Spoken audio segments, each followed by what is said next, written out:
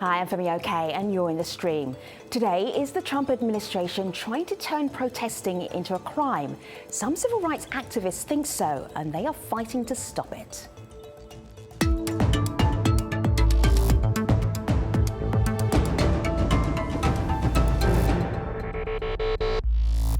The trial of 6 people accused of felony rioting during US President Donald Trump's inauguration is underway in Washington, D.C. The case could determine whether the government continues pursuing charges against the roughly 200 people it says also participated in protests organised by Disrupt J20. That's an anti-capitalist and anti-fascist group. But civil rights activists say the case could have some bigger implications, ones that threaten the First Amendment to the US Constitution, which guarantees the right to free speech. Here to talk about this in our studio, we have Scott Michelman. He's the senior staff attorney with the American Civil Liberties Union, and the ACLU is representing several of the defendants in the case. Also in the studio, Elizabeth Lagesse. She's one of the J20 defendants whose trial is scheduled for next year. Joining via Skype from Baltimore, Maryland, Bernard Woods. He's the senior reporter for the Real News Network. He covered the J20 protests and has been covering the trial as well. It's good to have you here, everybody. Welcome. Bernard, I've been on one of your websites here. Document shows Washington, D.C. police threw more than 70 grenades at inauguration protesters. I'm trying to get a sense of what it was like on January the 20th when you were following along the protests. Can you describe what you saw? What happened? Yeah, so I met up actually with the group who is being arrested right as they were, who is being on trial right now, right as they were being kettled, which is a controversial technique used by police that cordons people off en masse, anyone who was in that area. I held up my press pass and fortunately the officer who was about to hit me with her stick moved past me, but a lot of other people weren't so lucky. I was able to get out of that group, and a huge number of weapons were deployed after they were already arrested. So that was Freedom of Information Act documents that I got from the police department that showed 70 grenades, but you can see in videos and you could see on the ground there that they were just hurling these indiscriminately at people. In the picture you show, it's blowing up on a man's head wearing a red hat. They claimed that everyone involved in this protest was conspiring by wearing black, and yet they were deploying weapons at people regardless of what they were wearing, and for many hours after those people had been arrested. And so it was a situation that really took part in two different waves. When they first cordoned off the black bloc, the group of people who were moving sort of en masse in a march, and then people who came to protest again against the mass detention of 235 people that day for hours out in the cold at a corner surrounded by police officers. Let me show our audience what it was like from a policeman's perspective. This is body cam footage. Have a look, have a listen. Attempting to pursue. We also have platoons and vehicles. We need to get a platoon L, 12th and L. If they stay on L Street, we're going to need them up in this area. 32, we're still behind. Go away, now! Yeah, we're putting into 12th and L. There's one, copy.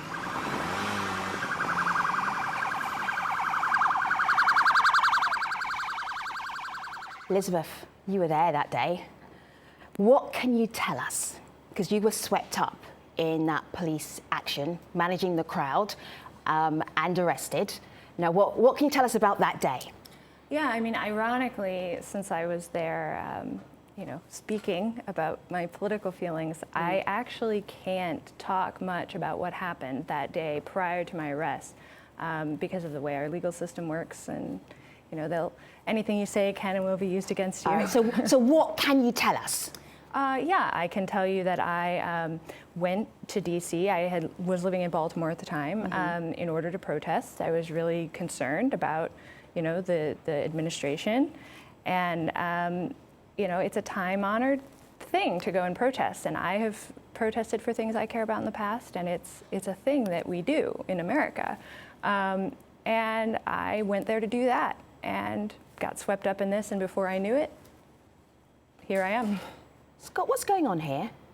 What's going on here is a massive overreaction on the part of law enforcement, really from start to finish, from the January 20th arrests and pepper spraying itself, where the police reacted to a few acts of vandalism with a massive roundup of mostly peaceful protesters, regardless of whether folks were individually breaking the law, to the subsequent prosecutions of more than 200 people for so-called rioting, even though, again, the government did not have evidence. It does not, we believe, have evidence against most of these people as far as we know. What they're using mostly is this theory of guilt by association, this idea that if you were on the street that day, you may have been dressed like somebody who was breaking a window, you may have had the same views as that person, therefore you must have engaged in a conspiracy to riot, and now you're facing 60 years in jail. And That's crazy. I'll point out that the government, the prosecution in this case, has admitted that in court, that they're proceeding without evidence that most defendants physically participated in any form of violence. Bernard, what are you going to say? Go ahead. Well, we don't see that same standard applied in other cases. So in Charlottesville, where the alt-right, the Nazis and the fascists gathered, and we have evidence from Discord, a social media log, that they were conspiring and that they were planning and they were joking about running people over. And then we saw Heather Hare run over by one of the members of Vanguard America. We don't see that same kind of thing, and it's almost unthinkable to imagine that they would bring charges against everyone wearing khaki pants and a polo shirt. And I believe that the one reason that I wasn't arrested that day when I was in the area was that it was raining, and so I had just bought this bright green raincoat. And it's insane that we have a legal system that would charge people simply based on what they're wearing. Right, and even more than that, even worse than that, the police violence was directed against people who were not even wearing black. So for instance, one of our clients in the civil lawsuit, and we've sued the police over their actions that day, Elizabeth is one of our clients, another one, Judah Ariel, was wearing a green hat. Now, many legal observers wear green hats in order to distinguish themselves from other people who may be there supporting whatever causes. And he was pepper sprayed with his green hat on. Other people who were not even there protesting, who might have been observing, might have been dressed differently. So the police were really out of control on that day. So you know this sounds bizarre. It's like I was wearing a green jacket, I was wearing a green hat. The police were either looking for me or not. This sounds weird, Scott. Well, it sounds weird, Femi, because it turns out they were looking for everybody. Right. And so that's what happens when you have this this attitude that the police are going to go out and they're going to clear the streets, they're going to shut it down, they're going to really crack down on everyone. And the message that it sends is one of chilling. And what I mean by that is that people now, after this day, when they think of protesting in the nation's capital, they're going to think about this day. They're going to think about what happened. They're going to think about the pepper spray. They're going to think about the indiscriminate arrests. And they're going to think about the prosecutions that folks like Elizabeth have endured and are enduring. And they're going to think, you know what? Maybe I'll stay home today. Maybe I won't raise my voice. See, I've looked at a lot of the video, and I'm going to share it with our audience as well. And I was wondering, what was it that the police department were thinking as they were trying to manage this crowd? And they said in a statement, each year, the men and women of the MPD protect the rights and ensure the safety of thousands of First Amendment assemblies. Now, they're talking about Inauguration Day. There's another group of individuals who chose to engage in criminal acts, destroying property, hurling projectiles, injuring at least 6 officers. Is this a defense for what happened? Well, I think the trouble with the statement there is group.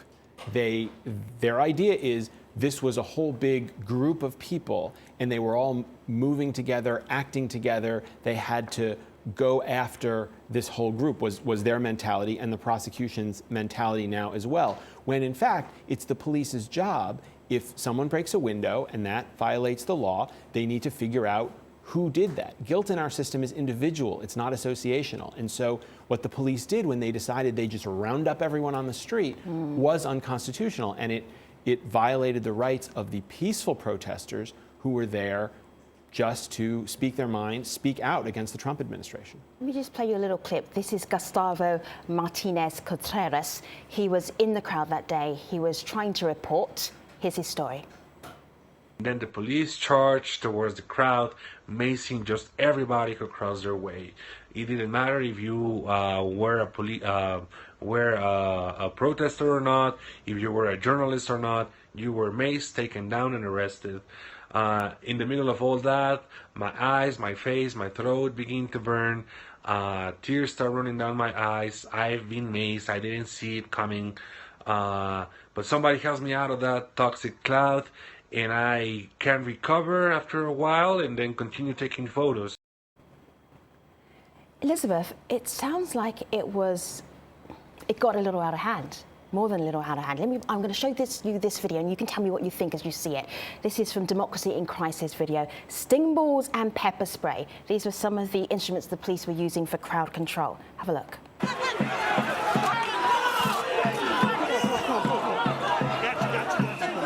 Save him! You gotta get up. You gotta get up. Come back. Come back. Come back. Come back. Look out! There's another one.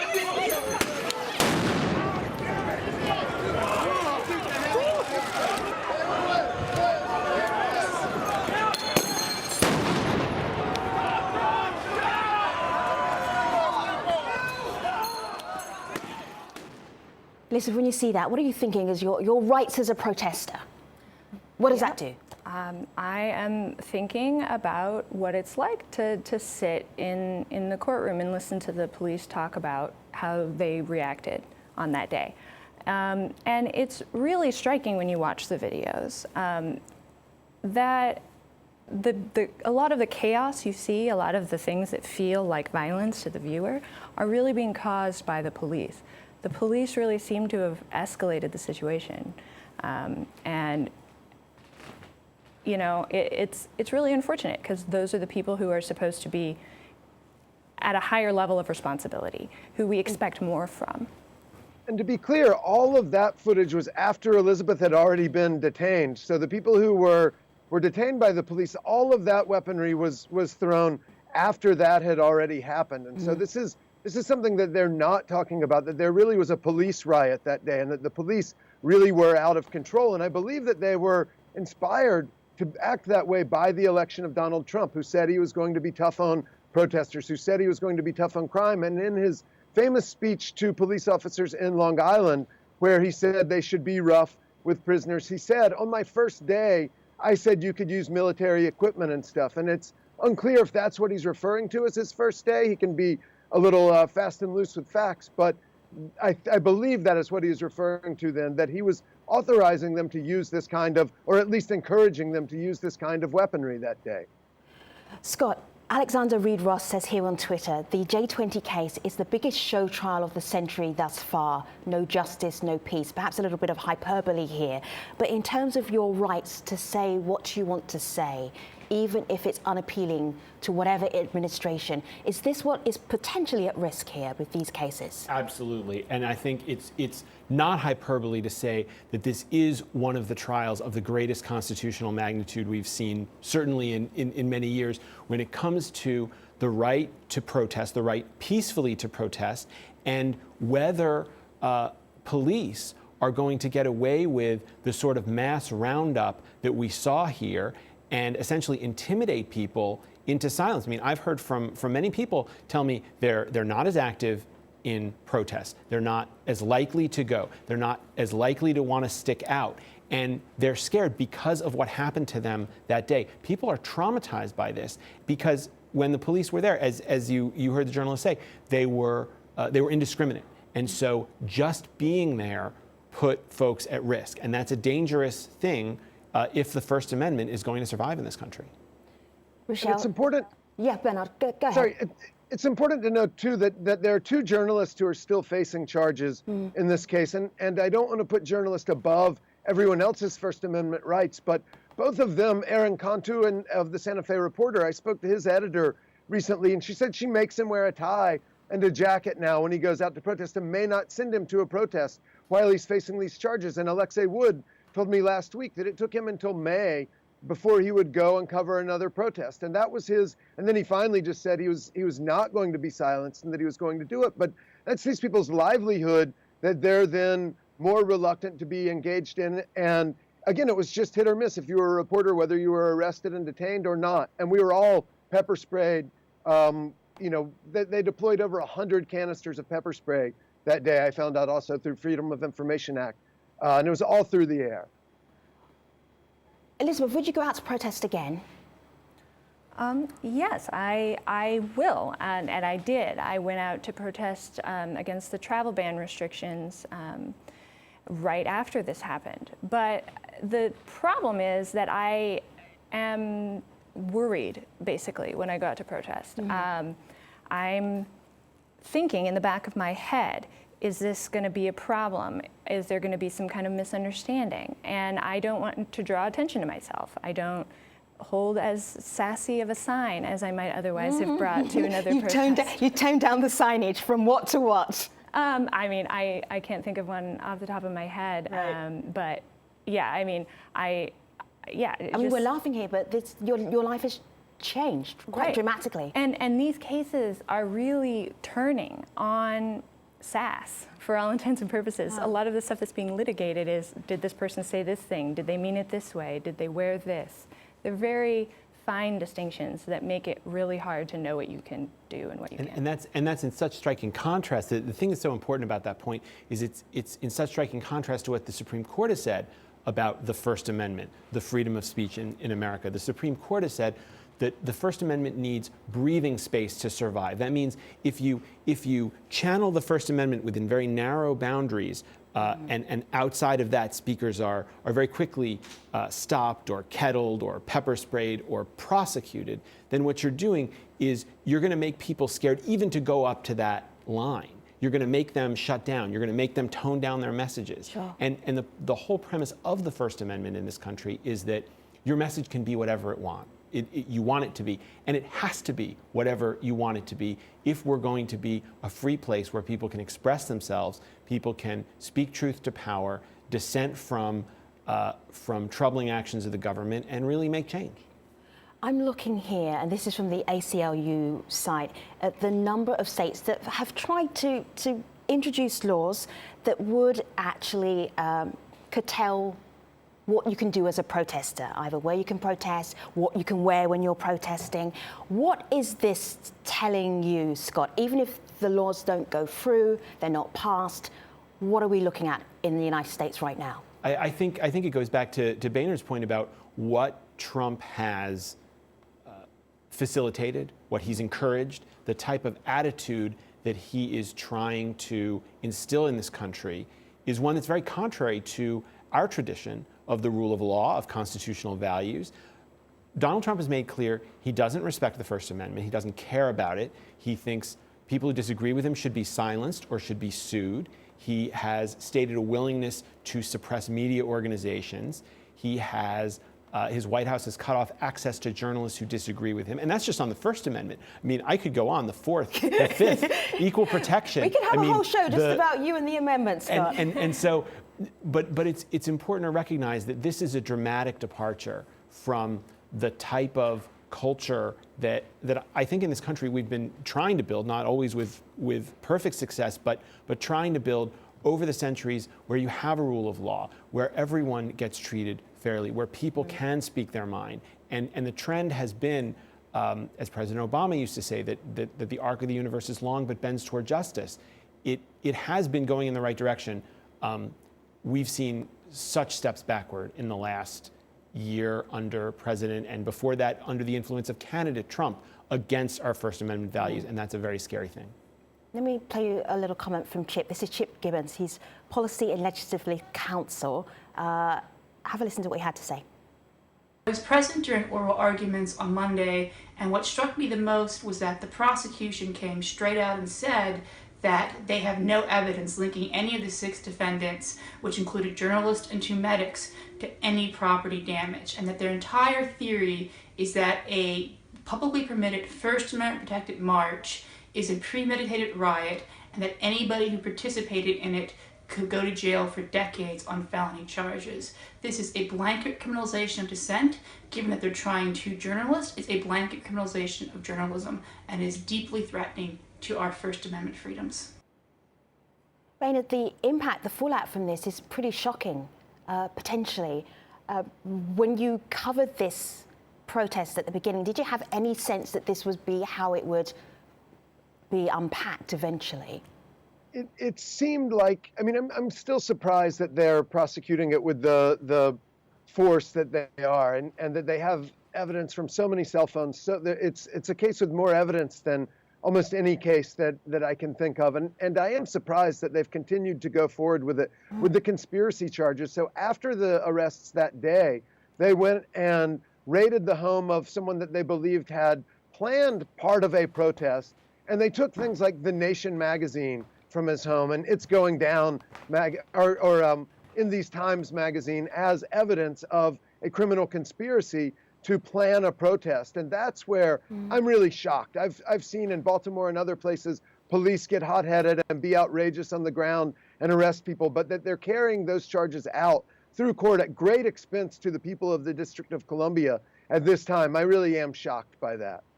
Scott, with these first couple of cases that have started this week, is it possible that however they might end up may mean that the 100 and so other defendants might actually have their cases dropped against them? I mean, are these first couples so critical? I think it is very important, because what we'll see, what the prosecution is now seeing tested, is their theory, this guilt by association theory, this theory that an entire protest is a riot because of the actions of a small group.